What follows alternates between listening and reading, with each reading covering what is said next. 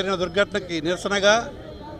మా ప్రీతమ నాయకులు జగన్మోహన్ రెడ్డి గారి ఆదేశానుసారం జిల్లా ప్రధాన కేంద్రాల్లో నిరసన ర్యాలీలు తెలియజేస్తూ కేంద్ర ప్రభుత్వం తగిన విధంగా స్పందించి ఈ ముష్కరే ఉగ్రవాదులందరినీ కూడా కఠినమైన చర్యలు తీసుకోవాలని, అలాగే బాధితుల్ని ఆదుకోవాలని చెప్పి మరి కేంద్రంపై డిమాండ్ చేస్తూ వైఎస్ఆర్ పార్టీ జిల్లా శ్రేణులన్నీ కలిసి మరి ప్రజల తరఫున ఉగ్రవాదుల్ని అణచివేయాలి, కఠినమైన చర్యలు తీసుకోవాలి,